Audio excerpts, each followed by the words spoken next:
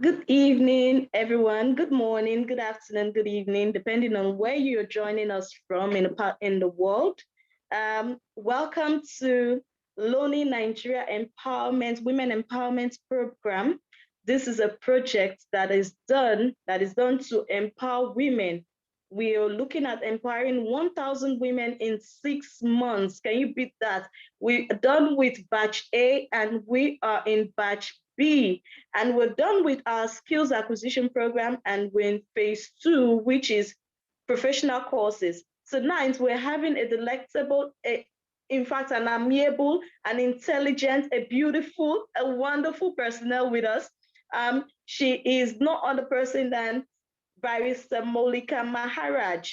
Barrister Mollica, or Molly as I usually call her, is an advocate for gender equality and women rights, coaches at Teenage Empowerment Forum, blogger, Institute for Women in Law, and she's a multiple award winner that has featured in Women in Radio and Glow TV. Please join me in welcoming Barrister Mollica Maharaj. Thank you, Molly.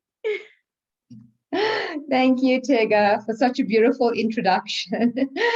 um, thank you. Thank to all ladies of all nations international, firstly, and especially you, Tega Okoro, for having me on this platform to share with your ladies, empower them, and hopefully help them have better businesses going forward and sustainable businesses going forward. So as you all know, I'm Mollica Maharaj, and I'm going to be with you for the next hour, hour and a half. Um, on entrepreneurship. So if you give me a moment, I'm just going to share my screen so we can start the presentation.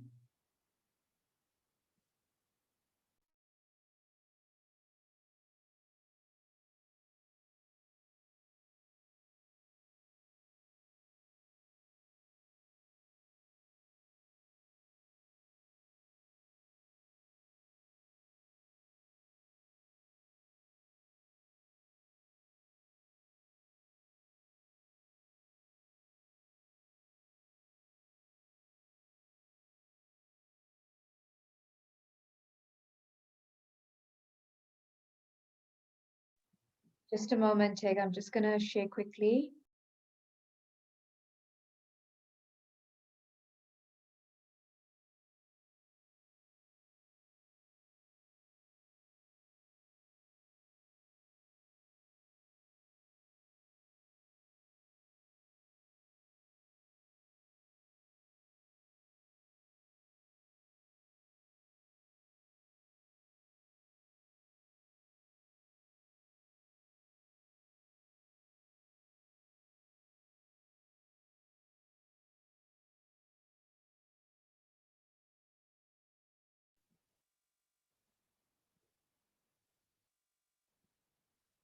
Okay, so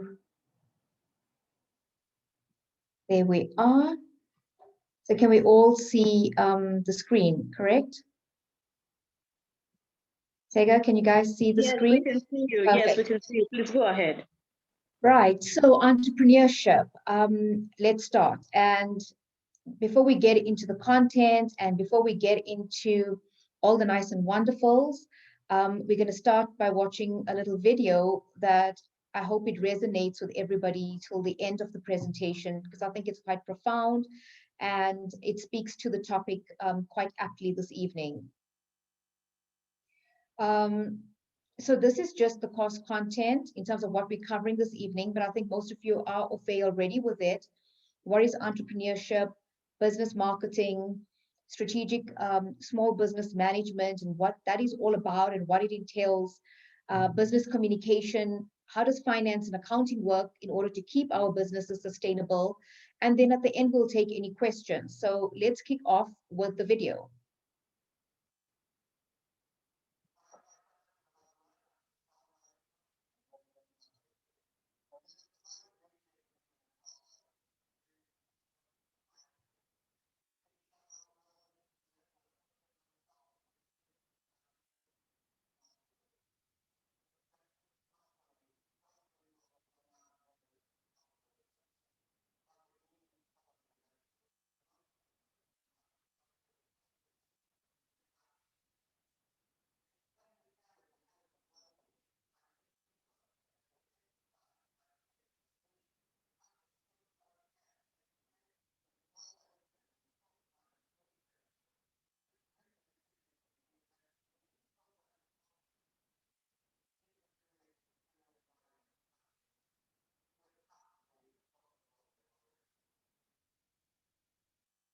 Okay, quite profound, I would think.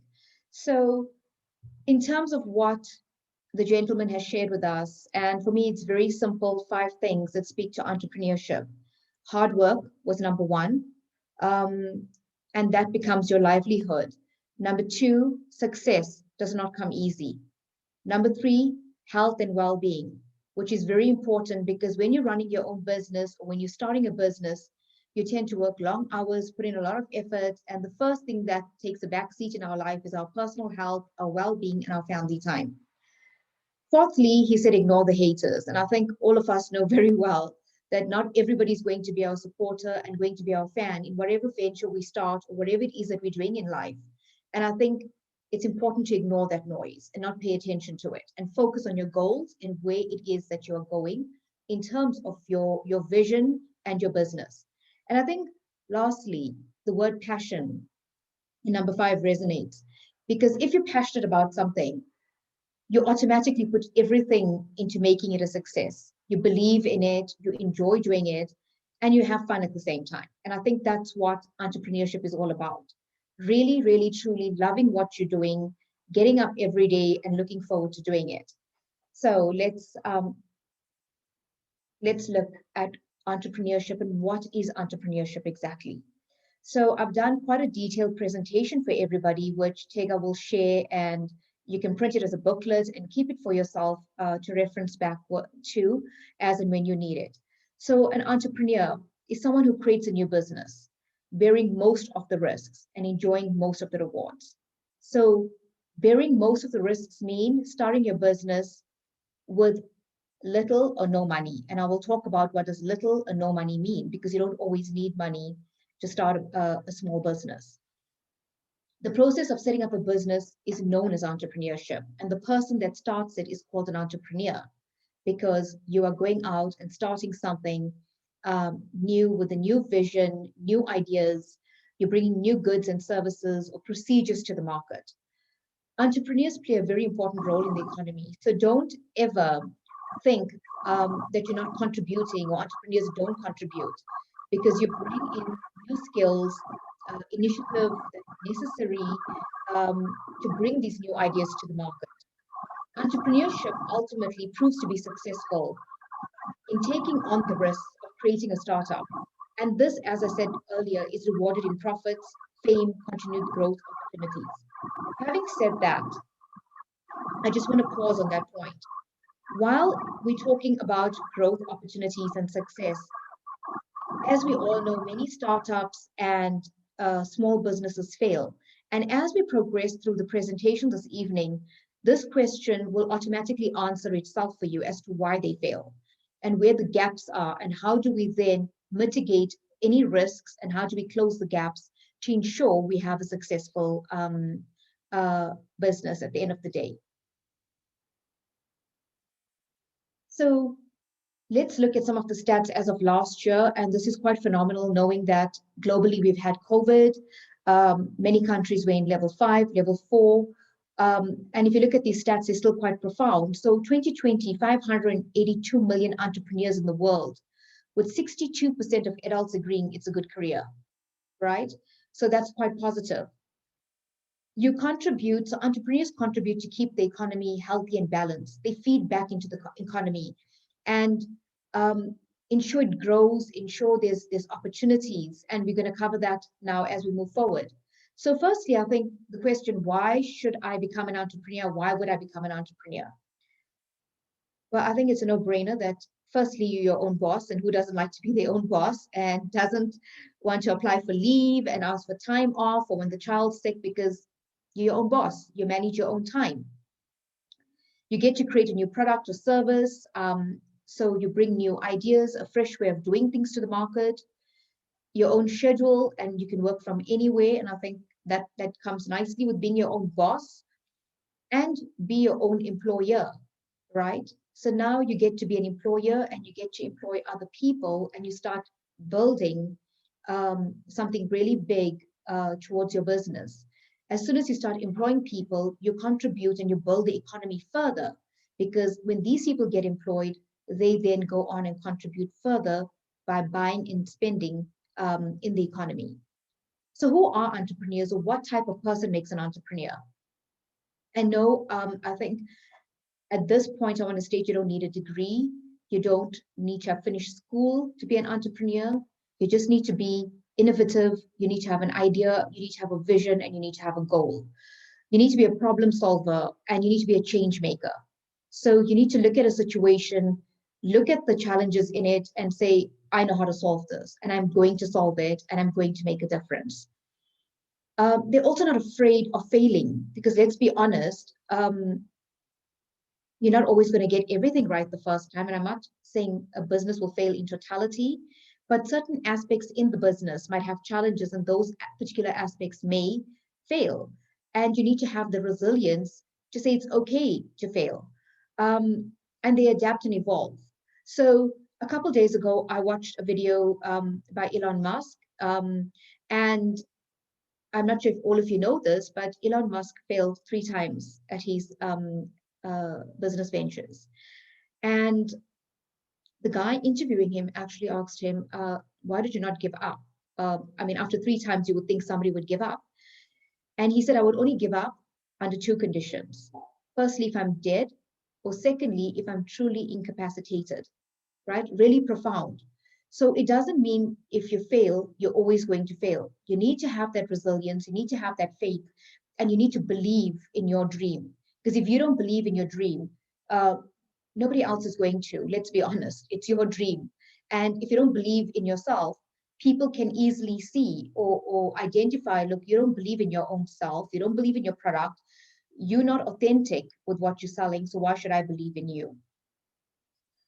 And I think the last one, how does entrepreneurs impact the economy? And I've covered this briefly already, but just to touch on it again, we increase employment, we decrease poverty, because the more jobs we have, from a social perspective, we're uplifting communities and uplifting people, and the economy starts thriving again. It opens new markets, it stimulates the economy. So if you've got a new product or new way of doing business, it just opens up new markets and new challenges and new competition for you to prosper in that regard. And the social change, which I've touched on. So better healthcare, better education, just better social development all around. And I think that's important, because who doesn't want their country to thrive and do well and have less unemployment and better education? So we all want that, right? Let's start off now by looking at small business marketing. And I think this is very important, because many of us don't know how to market. And the other thing that I want to cover in here is networking, which I'll cover as a last point here, because I think this is very, very important. So let's look at the first one. Firstly, marketing is critical, because it doesn't only build your brand, it builds two types of brand, your personal brand and your business brand. And you need to build both simultaneously, because people buy from people. You have the relationship, your business has the relationship with the person. So I always say, if you are not customer centric or not customer driven, don't interface with customers, because you won't have the patience to deal with them, their complaints. So you put somebody in your business who's got that ability to deal with it. So look at what you're good at, and how you want to position yourself, and build on that brand, build on your expertise, build on your business brand. So what does your business stand for? What do you stand for? Do your values and your business values align?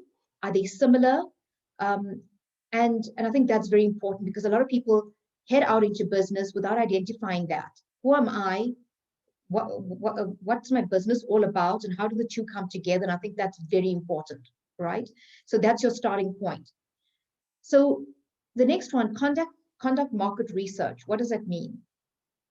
Let's use some of the courses Tega's done recently. So I think we had some baking, start a bakery, a baking business, sewing business, if I recall. And let's look at the baking business. If you're going to start a bakery, a home bakery, because a lot of things have gone online. So what have we realized with COVID? We don't need to have a big shop set up. We don't need to have retail space to sell these fancy cakes that we're making. So Now that we know this and we're on an online platform, that's part of your market research. I don't need to go there. I can do this business from home. When I'm looking at my market, what type of cakes am I baking? Or what type of dresses am I sewing?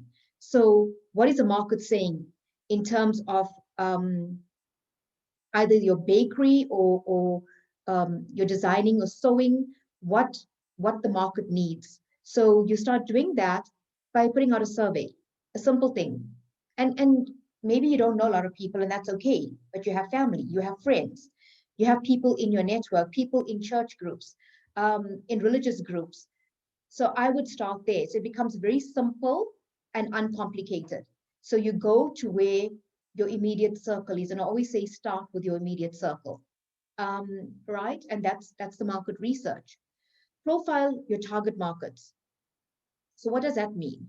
So first we're conducting the surveys and the research. Secondly, we're saying, let's profile our target market. So who's our target market?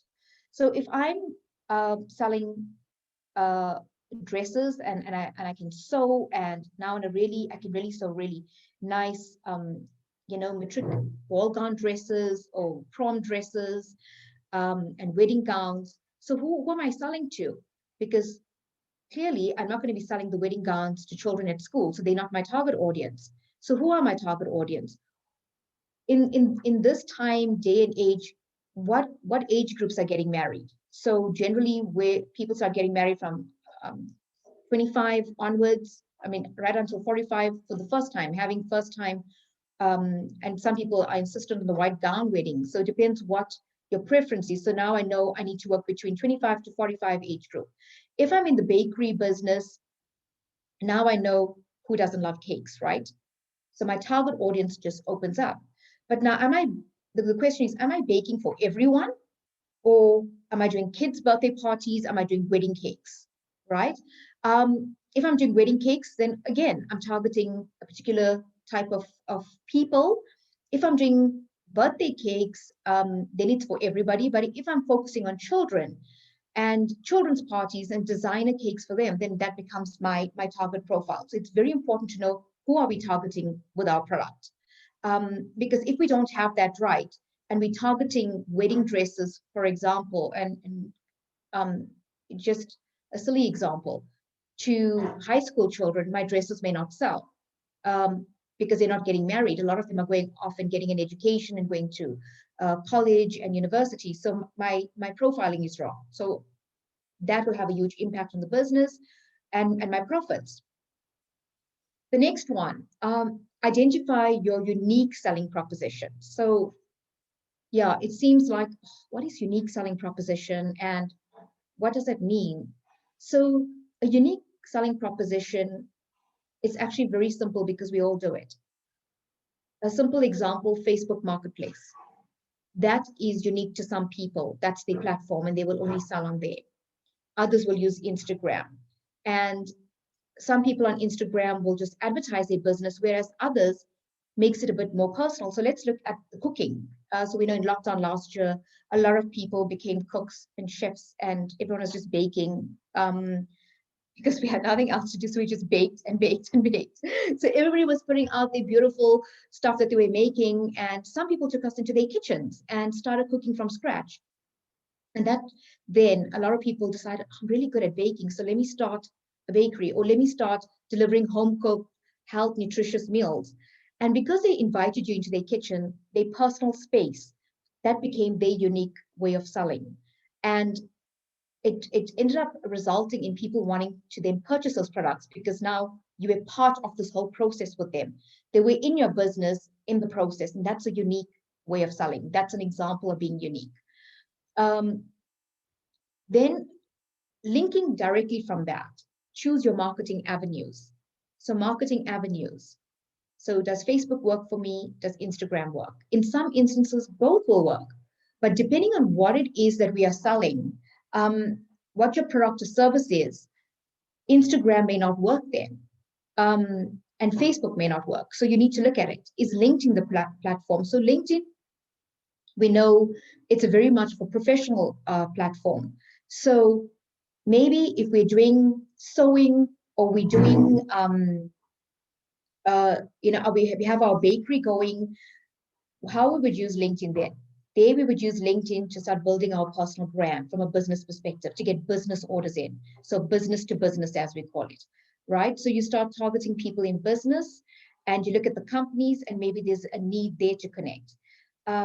So maybe also on LinkedIn, you'd put up articles, right? Up, maybe you come up with your own recipe. So you would use LinkedIn as that as your marketing platform. Then you will go to Instagram with the same unique recipe you've created, and then maybe do a live video to show people how your product works and how the end result looks and how you start from scratch, building on a birthday cake, a designer birthday cake. So you take it step by step, and then you got a different marketing strategy on Instagram with the same product, but you've now adapted that to fit in with LinkedIn, where we're talking about the recipe and we're talking about how you came up with the recipe, and you're marketing yourself from that aspect.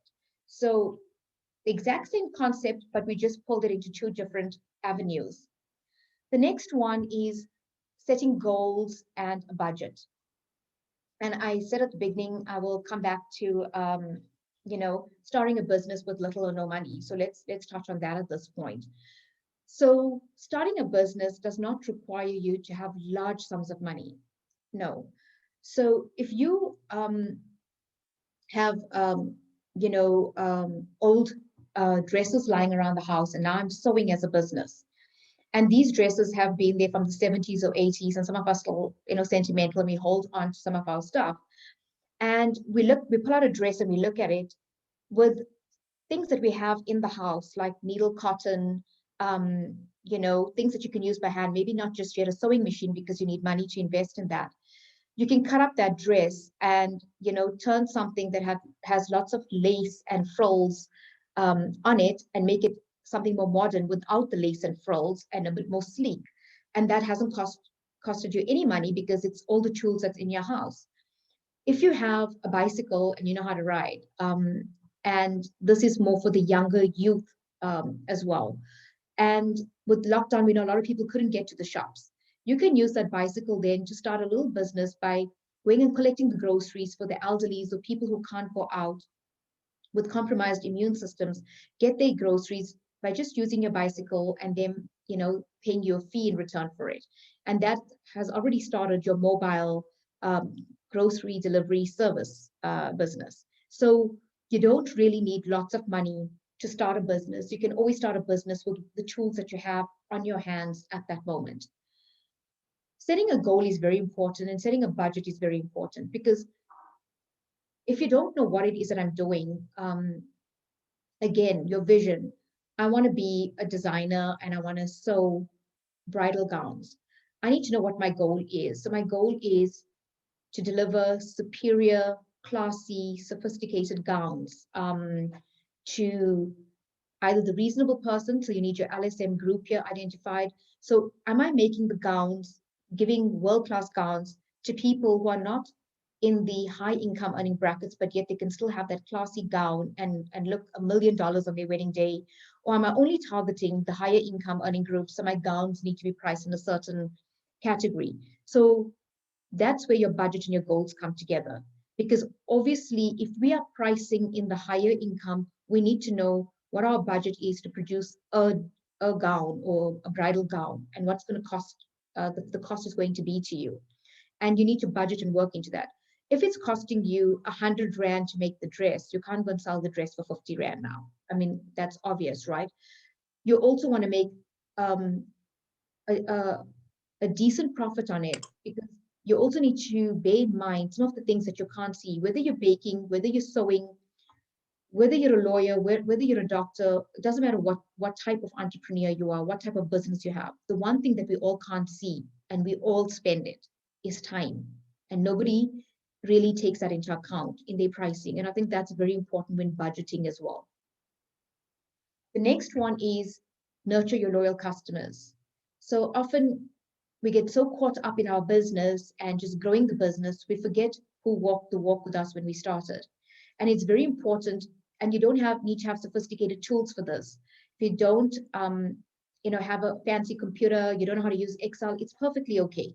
A pen and paper, old-fashioned way, write down the names, the contact numbers of the people that have supported you.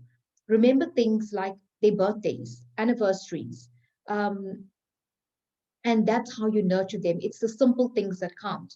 As your business grows and you're successful, uh, initially you would probably send them a happy birthday, but as you grow, you maybe want to send them a little gift, one of your new products that you've launched, or a sample of something that that relates to your business, to carry on nurturing that relationship. So it doesn't have to be sophisticated, it doesn't have to be expensive.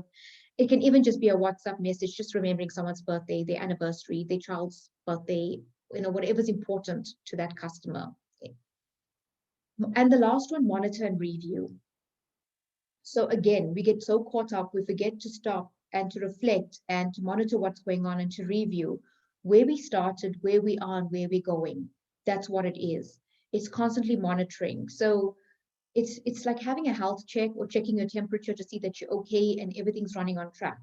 So when we start off, we know we have a plan, and we need to just continuously monitor that plan and review, because what we may have set in place 2 years ago in terms of our short-term plan may become redundant. So a very real example is COVID. Everybody had plans in place in 2018, 2019, where their business is going to go, what they're going to do. And everybody was forced to review those plans come last year, April, when we went into level 5 lockdown in South Africa. And globally, the world, before we went into level 5, many of the other countries were already in level 5. And people had to start saying, okay, this is not working now. How do I re-engineer myself? How do I re-engineer my business? And I think that's where, as an entrepreneur, you need to be very, very agile, and you need to be resilient, because you can't let a stumbling block stop you and say, oh, I can't do it, or, it's not going to work. As soon as you do that, already you are telling yourself, I'm going to fail. So there's always a solution, there's always an answer. And how you do that is by continuously monitoring, reviewing your business, making sure your business is in real time and it is relevant to what's happening around us, staying relevant. So here are some free and fast marketing ideas as well that I've put together for people that don't know where to start, and things that actually don't cost money. So immediately, right now, even after tonight's presentation, you can get onto Google, my Google, and then go onto my business account on Google and create your free Google My Business account. It's free, you put it on and you put up your business and what your business is about. And everybody that's on Google or that goes onto Google can see it. Absolutely free and very easy to do. The second one is post and engage on social media. So whether it's Facebook, whether it's Instagram, whether it's LinkedIn, whatever, Twitter, whatever social media works for you and you think works for your business. But at this point, I want to say, find the right one that works for your business. And I refer you back to my earlier example I used with LinkedIn and Instagram, and how you post the same content in different ways to a different audience. So post and engage on social media. Tag people and brands on social media. So if you want to do, let me think, a brand. So like, what is it? Cake flour, a brand of cake flour. Nothing comes to mind right now, but any of the brands, right? Then tag that brand of cake flour.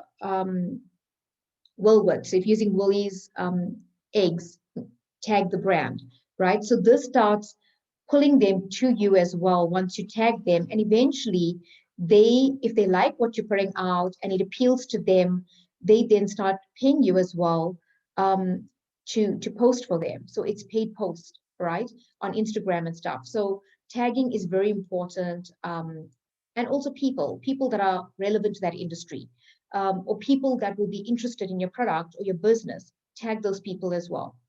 So tagging and hashtags is what I've used with the cake flour example and the Woolies brands and people. So maybe you're doing something and you want to tag Tega, for example, because Tega's with All Nations and she's doing stuff in Nigeria. And Tega has the opportunity to tap into other countries. So you want to tag her. And you can also hashtag her name. So people's names can also be hashtagged, because the more you hashtag them, you also build on that brand. So these are very easy ones to do. Develop an email marketing plan. So This one is also very easy. So when you identify your circle or you identify your key networks, you go there and you can send them an email on what's going on, the specials you're running. And that also works quite nicely because you can put on pictures, you can put on a presentation of what it is that you're offering and what your product is or what your service is. And that doesn't cost any money because most of us already have a Gmail account at the very least. Publish great content. And by this, I mean, great content would be something that's very engaging. So a simple example, lockdown again last year, people cooking, inviting you into their kitchen to watch how they cook up a meal from scratch, basic meals. That becomes very engaging because people love watching videos. At the same time, make sure your video is very short because after a while, people disengage. So you don't want it to be long and boring, and you want to be able to make it in such a way that you can do snippets of it, but yet tell the whole story. And I think that's what great content is about. Starting a blog, and that's also very easy to do because you can put that blog on your Facebook page. You can put the blog on, if you have a website set up, on your Instagram. You can blog anyway. You can even put your blogs on WhatsApp, right? So that's also very easy. So blogging, you can blog about whatever's relevant to your industry, whatever's impacting your industry, and whatever's happening around you, just to get people to hear you and know that you're there. It doesn't always have to be about your business as well. So let me just make that clear. Blogging can be about what's happening in the media at the moment, because everything that happens around us has an impact on our business and has a global impact. So you can blog on anything. The idea is to create your presence and make people aware that you are there and this is what you stand for. And again, it comes back to personal brand building. That's what blogging is about. Form industry partnerships, and this is very important. So in the industry, so if you're in the baking industry or you're in the design and sewing industry or the law industry, medical industry, whatever industry you're in, form networks and partnerships there. Align yourself. And that's, I think, the part also with networking will come in here very nicely because networking is very important. When you network with the same people in your industry, the ideas, good business practices, bad business practices, what to watch out for, all of these come from your partnerships and your industry network. So networking is very important. So partnerships and networking is a base to which you can go back to. It's people that can be your sounding board in business, people that can help you, and people that can alert you to something you may have missed that's happening in the industry that's relevant to you. Post helpful videos. So if you come across something, so people who can only have gluten foods, for example, that's helpful because you can still have a birthday cake or you can still enjoy a nice cake that's made with without flour, gluten-free products, or whatever it is that they need from a health point of view. People who are allergic to milk, for example, what are the alternatives? We know it's almond milk.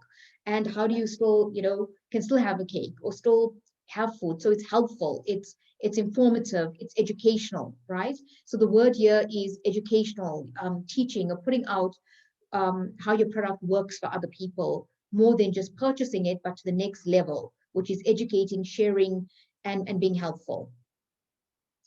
Turn employees into brand ambassadors.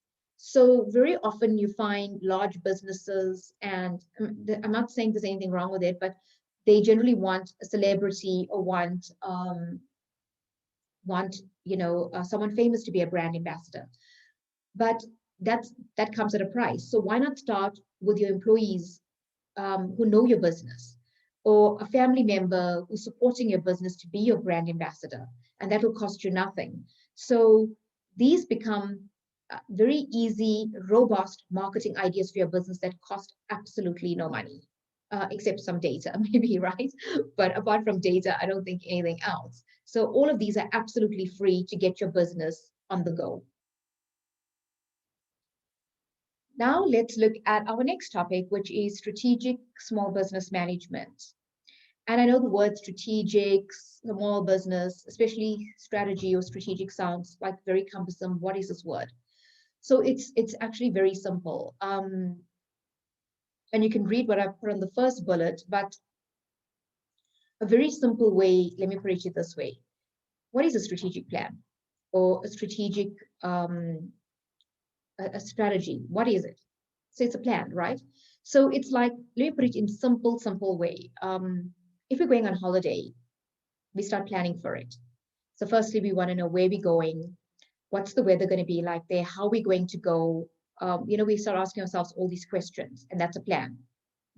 So in a bigger way, you're creating a strategy for your trip, because now you need to look at the weather.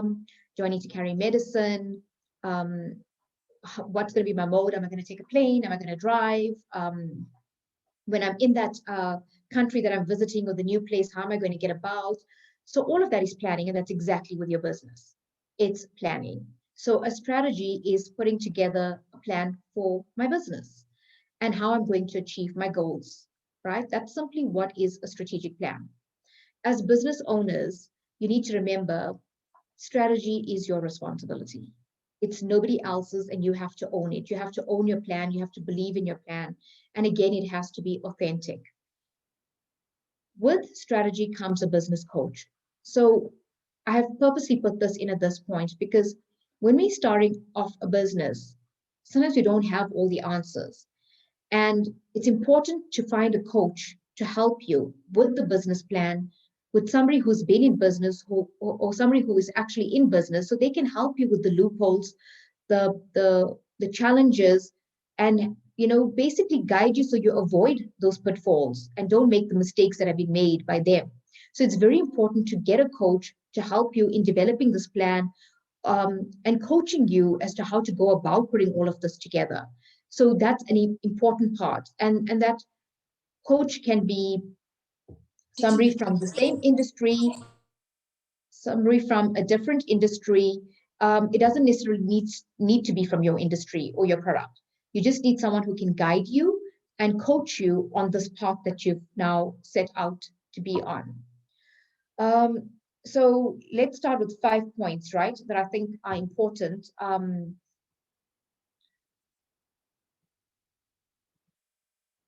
For today, that I want us to focus in on and take away in terms of how we're putting this plan together. So it doesn't matter how big your business is, how small your business is, we all should have a plan, right? And the first one I put here is to clarify your vision and your goals.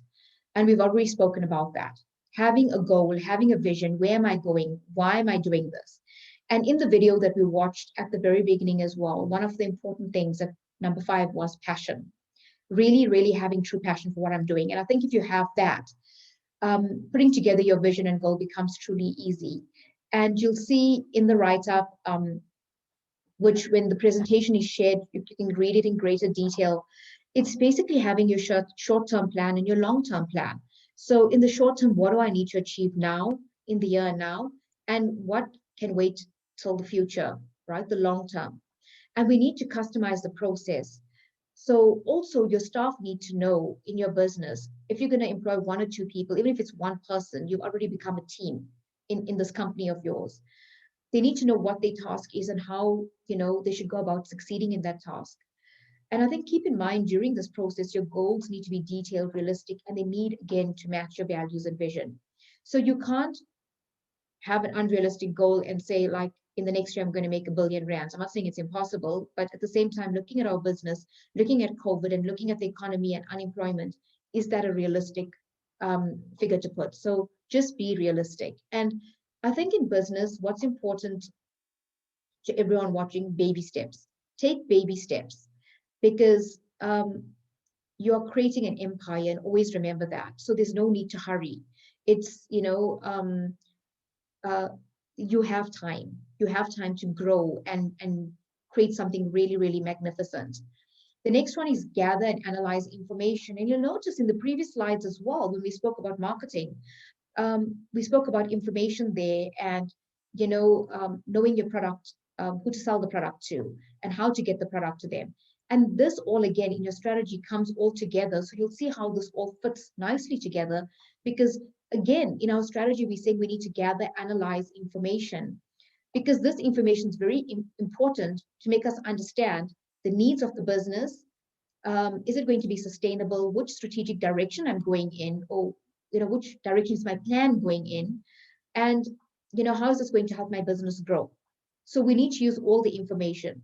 So if we gather um, information and we realize we're selling to the wrong group, that information is valuable because now that information is going to help you realize, okay, gosh, my target market is wrong. I need to relook at who my target market, who my product better suits, right? And this comes from the analysis. The third one is formulate a strategy. So what is the first step in formulating a strategy? It's to review the information that you've got from the analysis. So now that we've done this analysis, we know who we're targeting, we know what resources we need, and how we're going to now reach our goals with those resources, right? And sometimes we might look where we need external resources. And a simple example again of an external resource is your business coach that can come in to assist you. It's the partnerships in the industry that I spoke about. It's your networking that I spoke about. All of these fit into these aspects, right? The next one is implement your strategy. So implementation. Now, implementation is basically the action. Now I'm ready to action what I've been planning, and I'm ready to go out there. If the overall strategy does not work with the business current structure, that means a new structure should be put in place at the very beginning. So if you're finding this is not working from everything you've gathered and the plan that you've designed, then we need to go back to the drawing board, right? Uh, Everyone within your organization, within your company, needs to be, again, very clear as to what their role is, what's my responsibilities, and how do I fit into this plan? What am I, or what is required of me to make this business a success? And that's why role clarification is very important as well in the action stage. And then the last one is evaluate and control. So strategy evaluation and control actions basically include performance measurements, a consistent review of internal and external issues, making corrective actions where necessary. So simply put, we are constantly reviewing our business. We are constantly looking at our business. What's working? What's not working? How do we, sorry guys, I think I need some water.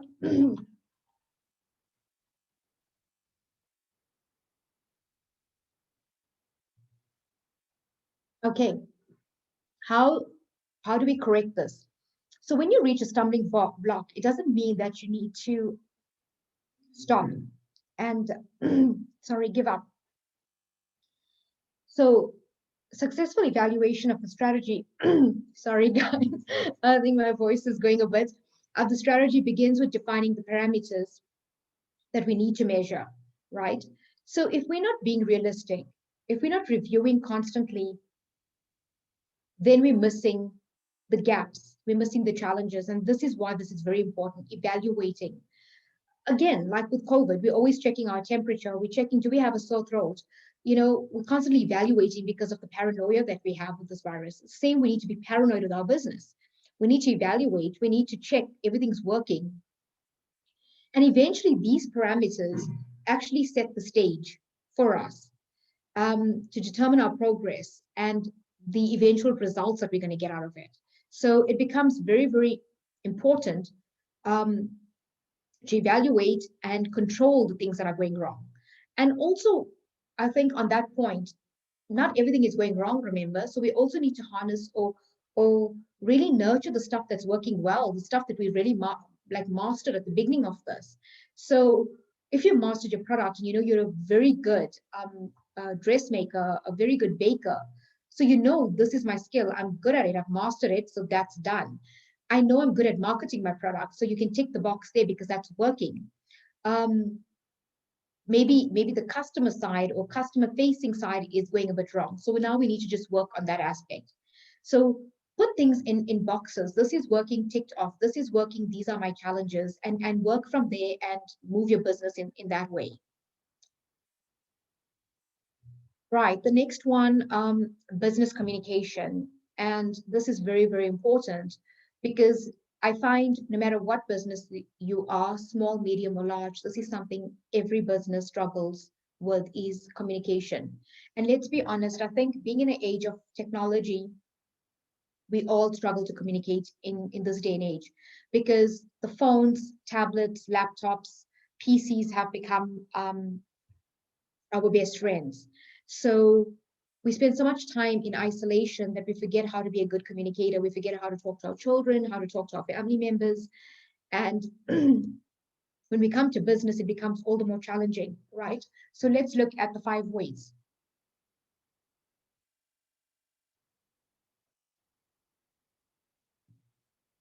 Number 1, become a great listener. And I know we all know this, and we all think we're all great listeners. I think listening is something we all honestly need to constantly work on, right? So there's a difference between listening and I can hear you, right? So in this presentation, you can all hear me, but is everybody listening? There's a big difference, right? Some people might be, it happens to all of us when we're in a Zoom call or we're in a meeting with work, because they can't see us, they can't see our faces. We tend to be on our phone at the same time while the meeting's going on. So we're texting, we're WhatsApping. Some of us may have the TV on as well. So that's not active listening. So we need to actively listen, right? And we need to listen to everyone, whether it's your subordinate, whether it's your supplier, your service provider, whoever it is, we need to listen. And that's very important. So how do we improve our listening skills? Simply remove all the distractions from the conversation. And I think when you remove the distractions, like some people, the phone distracts them while in a meeting. Shut it off. Just shut the phone off and turn it back on when you're done. Close the computer if that's distracting you, right? Another easy way to improve your listening skills is to become a diligent note taker during meetings and conversations. So most of you know I'm a lawyer, and that's what I do for a living. And I'm also a director in a business management consulting company. And just because I started off as a lawyer as my primary degree, by virtue, I am compelled to take notes in a meeting, because that's what lawyers do, right? When we're listening to you, we write. So we can get as much of what you're saying to understand the challenges. And I find it really works, because not only that you're really listening, but also you have a point of reference to go back to after the meeting. If you've missed something or you need clarity in something, it just becomes a bit easier. And I think that this is something that can very simply and quickly be implemented. Let's look at the next one. So make important documents and information easily accessible in your business. So every company has a unique set of information, and this is very important to how their business or organization or whatever company you're running.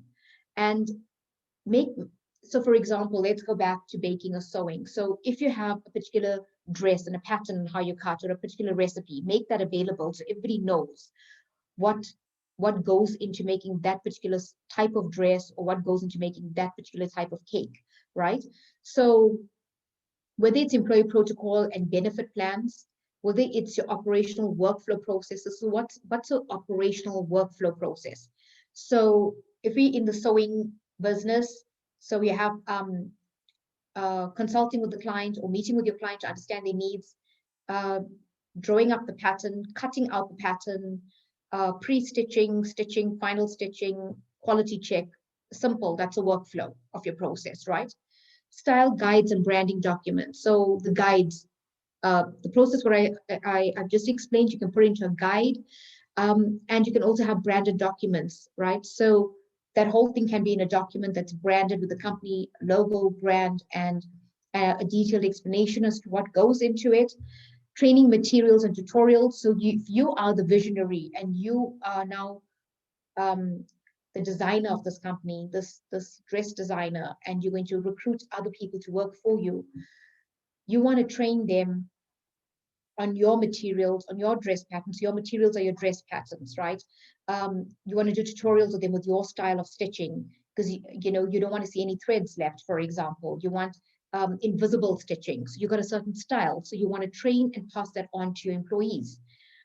Marketing collaterals and templates. So whatever you use for marketing, ensure that your staff know and they understand what style of marketing you have. So they don't go put something out on social media that doesn't resonate with your brand, that doesn't have your company logo, and then it does brand damage. So we don't want that, right?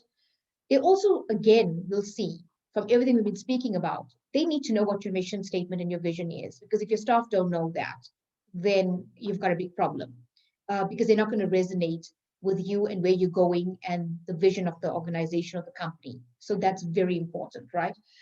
Any other information for employees of the company at large. So anything else that your employees need to know, that's important to them, like maybe your marketing strategy, just how we treat our customers, know your customer well. The example I used about remembering their birthdays, all of that information should be put back to your teams as well and whoever's involved in your business.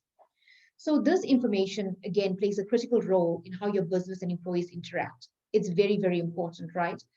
Um, and I think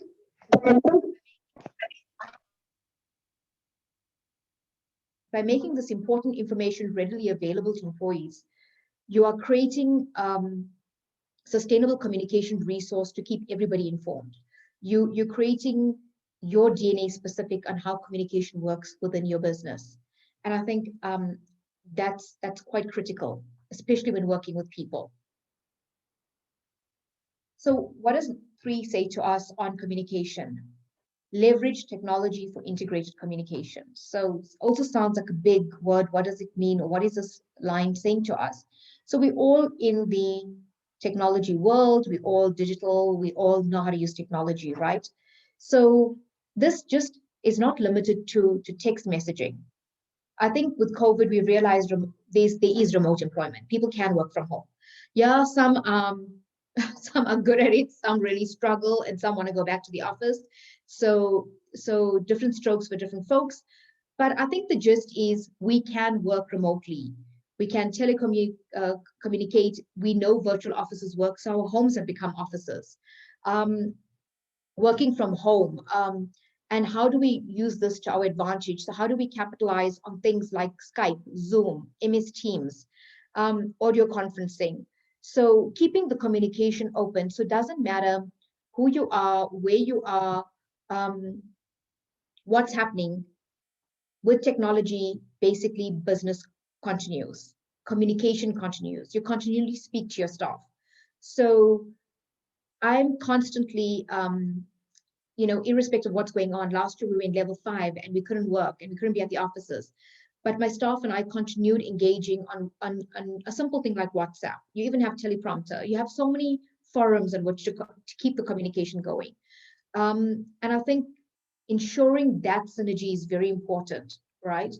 And just again, staying agile, staying abreast of what's happening and keeping your business moving. So not letting anything stop you in terms of where you're going with your goals and your vision.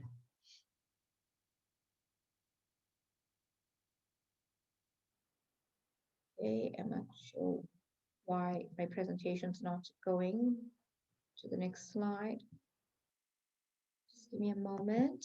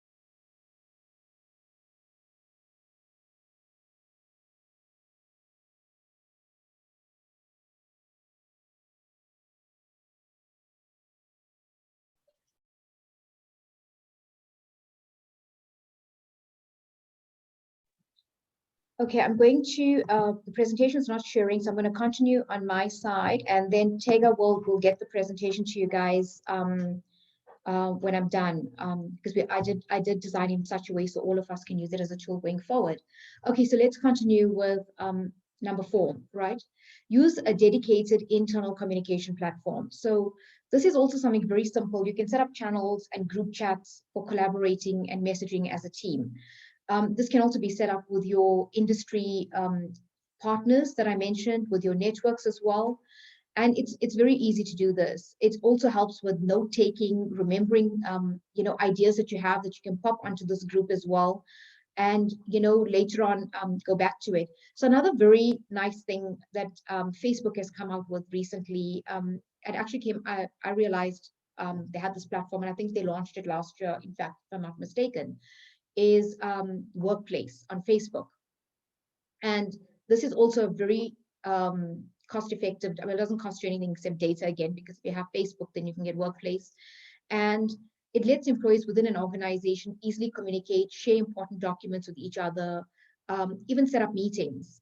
You can schedule meetings on it, track due dates on Workplace. So there's a lot that you can do on it. So again, stay industry relevant. Keep up with what's being launched and what that's easily available, that costs no money, that you can use in your business. Number 5, find easy and reliable feedback resources.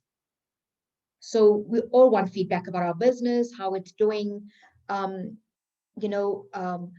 they happy dealing with my staff, or do my customers want to deal with me in particular? So we need to know this. And most people think that communication stops after the conversation is done.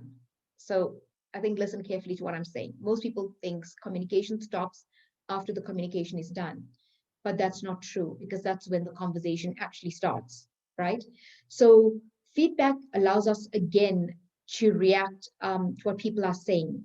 And this again can be from our friends. So if we're starting our business and we want them to taste the cake that we baked, and we think it's really great and it tastes really nice, and they might taste and say, oh, too much sugar, a bit too sweet, the icing is overbearable. So while the sponge is soft and fluffy, I can't handle the icing, it's a bit too rich. And this is reliable feedback sources, because I think we all know our family and friends will be brutally honest with us, so we can definitely rely on that. So I think getting this feedback is important, and then disseminating it, so breaking it up into a fluid manner. So when I get this feedback, what am I doing with it? So somebody says the icing is unbearable and it's too rich, kind of like, never mind, it's you don't like it, that's fine, I'm just going to continue. No, work on it and break it up and say, okay, fine, you probably find it too sweet, let me try with somebody else, and get multiple feedback. And then in a fluid manner, when I say fluid, basically start breaking this up to see, yes, okay, maybe I need to cut back a little bit of sugar. It is too sweet. And this is how, you work on the product to make it better, because feedback is very important. Feedback shouldn't only be in the circle. So if you have employees in your organization, it needs to be not only from you to the bottom, telling your staff, just go out and use this icing. If your staff is also tasting the product, or they looking at the product and they have feedback, take it, don't ignore it. So all feedback is important. You may not use all the feedback, but it's important to get all the feedback. I think that's the critical part, is getting all the feedback. Okay, let's look at the most important one that all of us like and want to know about, is finance and accounting for entrepreneurs. Remember, when we started at the beginning, I said also, and midway again, I reiterated that we don't need lots of money to start a business. We can start a business with the tools that are at hand. We can start a business with little or no money. And I think that's important, right? We don't need to have large sums of money. We don't need to go to the bank. We don't need big offices. We don't need lots of employees. We need to start small and grow organically really big. So the first one that I want to look at today is, how do we manage our cash flow? And I think that's very important, cash flow. So the time-tested saying, cash is king, and we all know that really is true, because cash is king. For many businesses, especially new ones, where you don't have credits, financing is limited, or it's difficult to get, cash proves to be one of the most critical assets in that business. It is the fuel for your company's engine, which every business needs. And without it, we can't pay suppliers. You'll find it difficult to build an inventory, to reach your customers and grow the business. So understanding and projecting cash flow allows companies to plan for the future, right? And again, the key words here, look at plan, right? Projecting, understanding, that's important. And ensure that there's always enough money in the bank to keep the business running and hopefully growing. So if we're starting this bakery or our sewing business again, and we put 100 Rand to start it, we need to know that we're starting off with 100 Rand. How far is this 100 Rand going to get me? How many cakes can I bake? And I'm really using simple numbers here, not exactly practical numbers, but simple numbers. With the 100 Rand, how many cakes am I going to bake with it? How am I going to get it to market, and what's my profit going to be? From the profit, what do I take out as a drawing or a salary for myself? And how much do I put back into my business, right? So paying attention to cash flow and outflows, inflows and outflows allows entrepreneurs like yourself to plan accordingly, to prevent any unnecessary cash shortages, and use excess cash productively to grow the business, right? So again, what I said, take your drawings and put the rest back into the business. If we make from the 100 Rand 5,000 Rand, just an example, you can't spend the whole 5,000 Rand or take it as a drawing.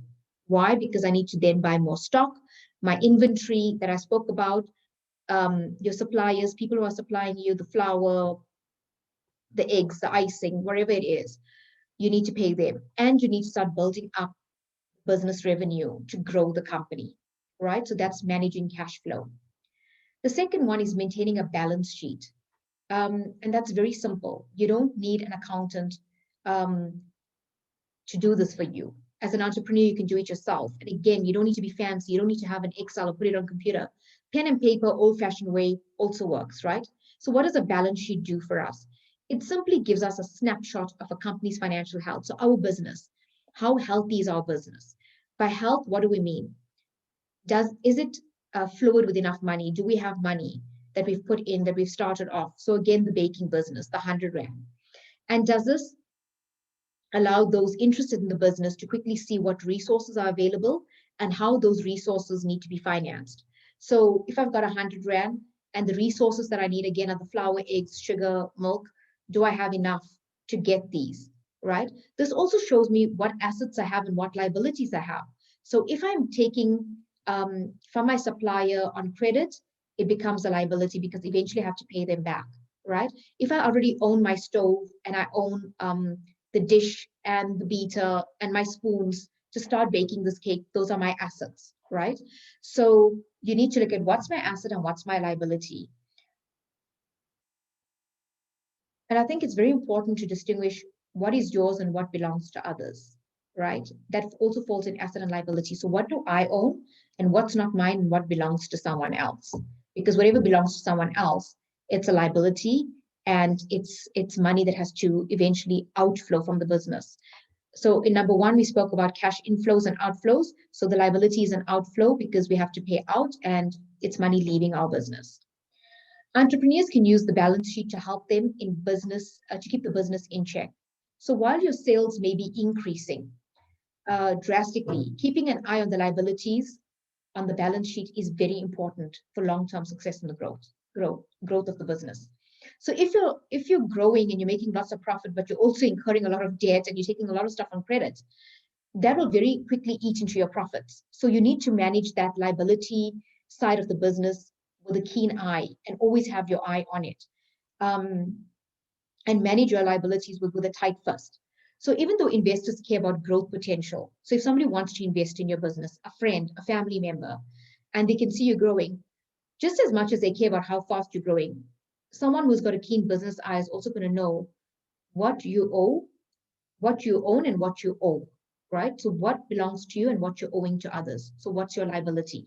And then this will give them an idea whether they want to invest in your business or not. So managing that is very important. And again, you don't need to be sophisticated about this and have fancy programs and go and spend money on software. It's a pen and paper exercise that you can just do in your journal. Identifying a path to profitability, because let's be honest, as entrepreneurs, we all want to be profitable. We don't start a business because we want to make a loss or because we just don't have anything to do. So as an entrepreneur, we have a vision, we want to change the world, and we want to make a profit. So this is defined as how much money is left from each rand dollar of sales after all expenses has been subtracted. So am I profit after everything that I've done, everything I've paid out, how much is left in the kitty, right? So the silly example you used of 100 rand actually may not be silly, because with 100 rand, who knows, you can turn it into 5,000 rands. And I have 5,000 rands now. And after the 5,000 rands, if I take away everything, maybe my profit's 4,000 rands. And you need to identify that. And then from that profit that you've made, you mustn't let this profit fade into the background. So you mustn't take the profit and then again go and use it up, or put it in the bank account and not make it work for you. Because once you make a good profit, you need to start growing the business. So maybe start getting, where you were doing things, maybe beating manually, you want to get an electric beater for the business. You want to invest and own your assets, because your assets that you own goes onto your balance sheet as well, right? As a asset that you own. So it's very important to own your assets. It is often necessary to take a loss early to reach a target market. So what does this mean? Okay, it is often necessary.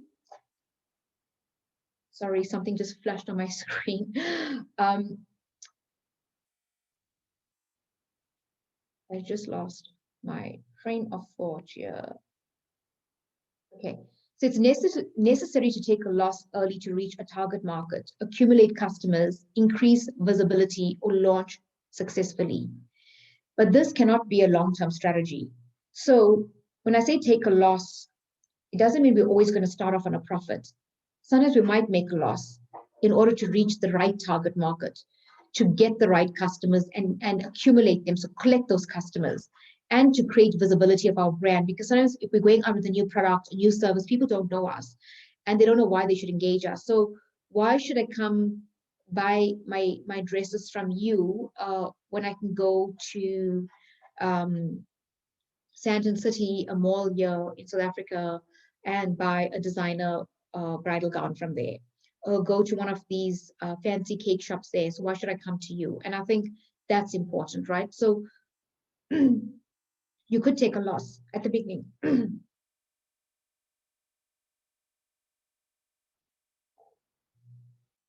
But this cannot be long-term. So while you're starting off, yes, everything may not be 100%. And no, being an entrepreneur doesn't mean you're going to strike everything right the first time. Adrian Gore, who owns Discovery, had a vision. Today, he's got a huge corporate company. Adrian Gore, if I'm not mistaken, started off at working for Liberty Life Insurance. Does he know everything about underwriting insurance? No. Does he know everything about HR? His company has HR, it has legal, it has business operations, it's got project management. Does he know everything? No. He was an entrepreneur that went out and started Discovery. Everything does not have to work out the first time, but that doesn't mean that it's not going to work. Remember what I said about Elon Musk? He failed 3 times. And again, what did he say? I will only quit if I die or I'm totally incapacitated. So if we fail, it should not set us back. It shouldn't be a point. I'm not going to continue, right? Sure, my voice is really going. So entrepreneurs must have a path to profitability to attract investors and succeed over time. So we need to have clear vision, and we need to not let our setbacks make us despondent and make us quit on a great idea, because that's what a lot of us end up doing as well. So let's talk about money, communicating about money, because that's what all of us like to do. Is like we all like to make lots of money and be successful, and we love talking about money, right? So solid communication skills, and we covered this under business communications already. So solid communication skills are essential to nearly every aspect of running a business, but they are particularly important when dealing with finance and accounting. So as an entrepreneur, you must be comfortable and be able to clearly discuss the hard numbers of your business, especially with your employees, your vendors, and your investors or any stakeholders. So let's use a simple example again. A lot of small businesses closed last year, right, for various reasons. A lot of companies had salary cuts conversation with the employees, and this is what we call the hard conversation, having those robust conversation about the numbers, talking about where the business is, and how do we all give a little to still keep the doors of the company open. And these are the real conversations that must be had and we cannot shy away from. So clear communication, especially in relation to terms of payments, the scope of work, allows you and allows business owners and all the parties to properly align into a partnership when trying times come upon us, or when business is not going well and we are going through peaks and valleys, and how to protect the business from assumptions and miscommunications. Because sometimes people may just assume, but you're doing really well, and you're on social media and you're putting out stuff, and not everybody has a keen eye to identify that the videos you're putting out in terms of how you're sewing and how you're baking is to attract more customers because the business is going through a trying time. There's not enough money. But they could interpret this as, oh, you're doing so well. So that's why we need to have very real conversations. We need to take away all the assumptions and any misunderstanding and any miscommunication when it comes about money issues within the business. And then number 5, forecasting the future of your business. And this, again, let's go back to our strategy. And we said the long and the short, medium, and long-term goals, right? So forecasting is very important. And this also goes hand in hand with the strategy slide on analyzing information, analyzing the data, right? So for most entrepreneurs, growth is a key motivation because we all want to grow. As entrepreneurs, I'm an entrepreneur, I want to grow and I want to see my fellow entrepreneurs grow. So some are happy acting as a one-person business, but they want to maximize their revenue streams. Others may want to grow their teams by adding employees, and others still may not want to scale up drastically. So everybody, again, different strokes for different folks. Everybody wants something different. Either way, you need to forecast for your business. Even if you're a single person and you've got no employees, and you're doing all the sewing yourself and all the baking yourself, that's fine.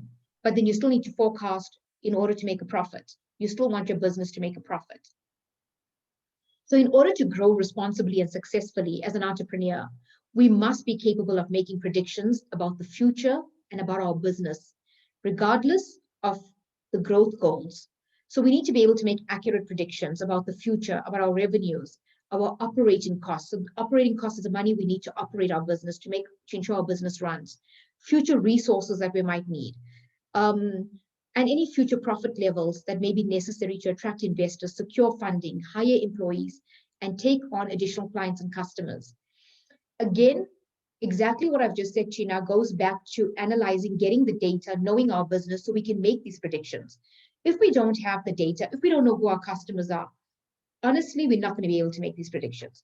If we're not keeping a tight eye on the balance sheet on our assets and our revenue stream, on the liabilities, how are we going to predict, right? So it's going to be impossible to predict. So in order to do this successfully, we need to keep a really tight eye on these things to manage it, in a stringent manner, so we are able to grow as a small business. Because the one thing we all want to do is grow and not close our small business. Okay, and then that brings me to the end of my presentation. So yeah, I don't know. It is quite a lot. I try to cover everything as much as possible. So if I haven't covered anything that's happening in your business right now, any advice you need, anything that I can help you with. So let's, do some questions and answers. Thank you so much, Barrister Mollica. In fact, this was very, very interesting. And I must say, you have really impacted knowledge tonight. You've done so well. Thank you very much. I I don't know, I'm lost of word, but I learned so much. And I'm very sure that my sisters who are present here tonight must have learned a lot of things from what you've said, from starting our businesses to inventory to calculations and everything. We have learned so much, and I want to say thank you, and thank you. God bless you for making yourself available to impact knowledge today. May your knowledge continually grow from strength to strength, and may you always go from grace to grace. Thank you very much. And now, please, I want to ask anyone, do we have any question for Barrister Mollica right now? Do we have any question before we move ahead? We must have listened to her very well. Like she said during the lecture, she said it's not just hearing, but we should listen. So how many of us were listening, and do we have any thoughts? Do we have anything to say? Maybe contributions, maybe question, or any way our business is having issues that we would like her to advise us? Anything?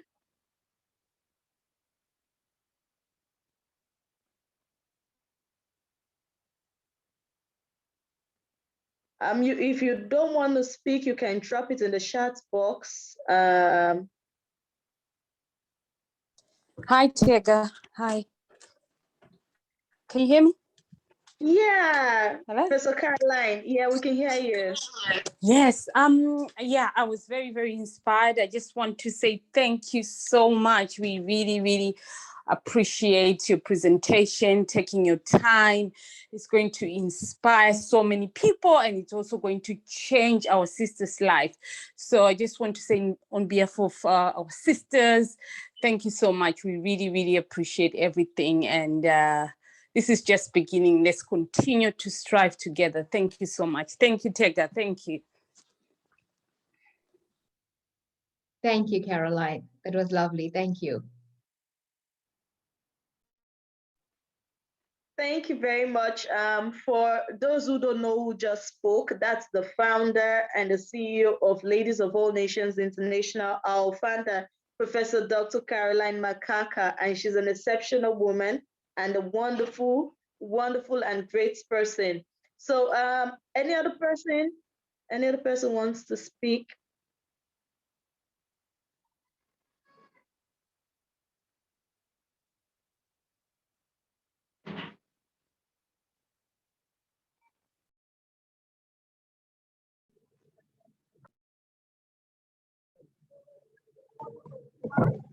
I can. Okay. Okay. Lady Rama, please go ahead.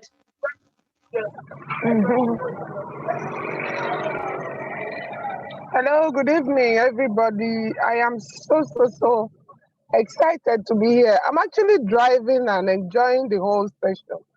So I want to thank the facilitator for this session.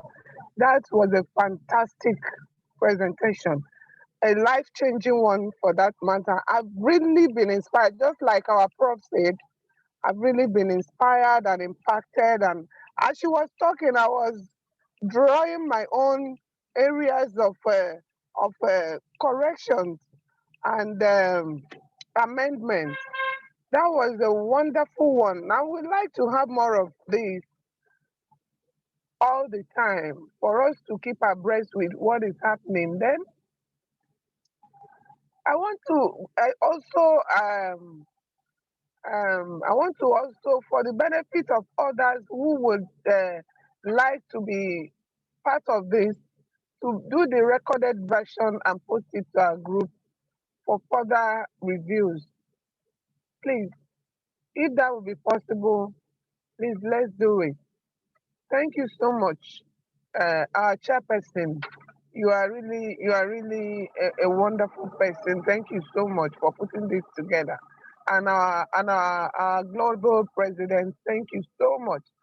Like I always say, I'm always proud of you. You inspire us, and thank you so much for where you're taking us to. Thank you for not relenting, for not giving up on us. Thank you so much. God bless you all. Thank you very much, Lady Rama. That was Lady Rama Fotube. She's a member of the Lonely Nigeria team and also the CEO founder of TASI, which is Thyroid Awareness. Thyroid, please help me with that. Thyroid Initiative.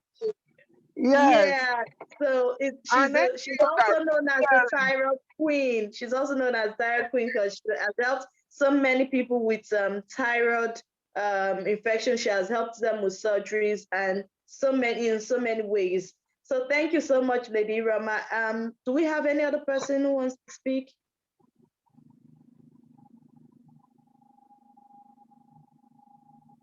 Hello, good day. Anyone? Okay, please go ahead.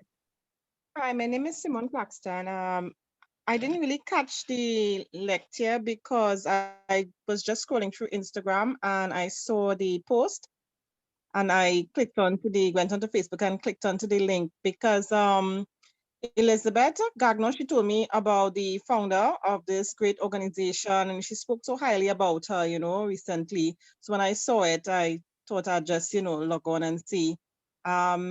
I'm a president and founder of a nonprofit organization in Trinidad, in the Caribbean, and I do empowerment with women and young girls. So this is really my passion, so I'm really glad to be associated with other women who are passionate about supporting, young women, and entrepreneurship, is my field as well. So I'm really, really passionate about young women and entrepreneurship. I just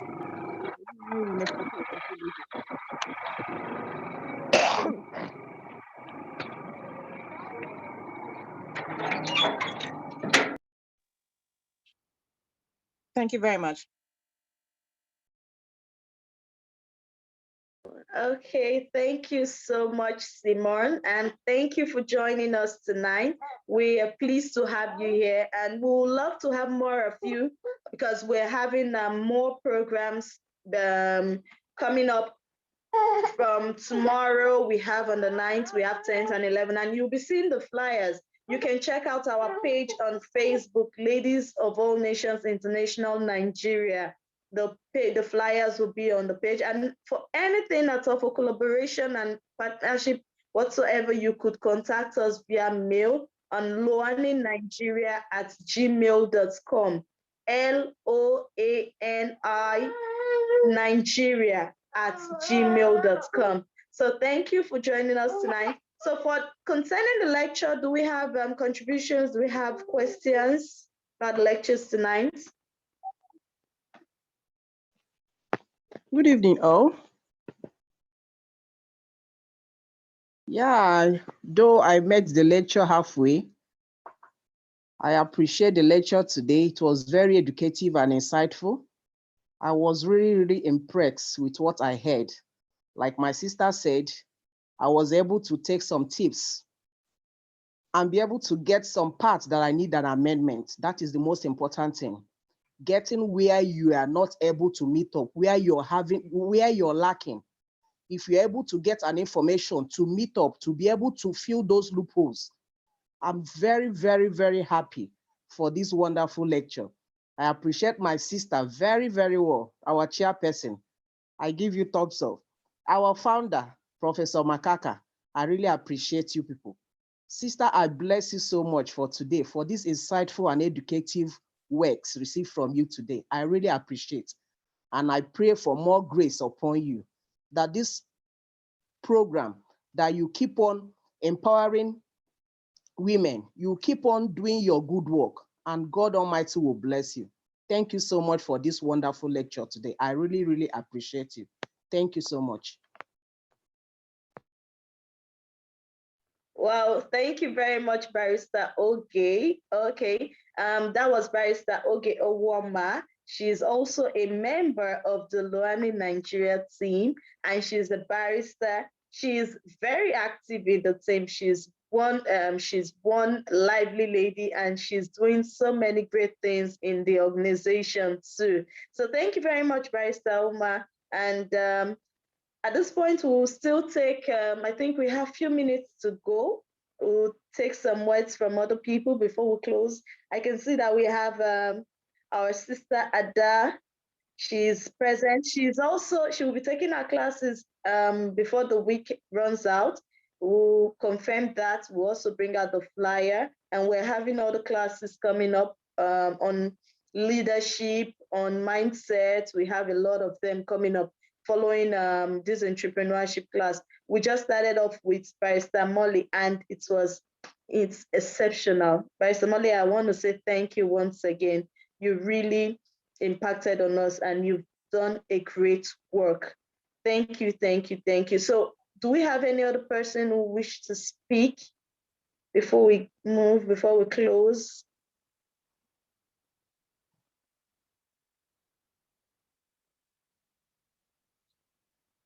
Okay. Any other person?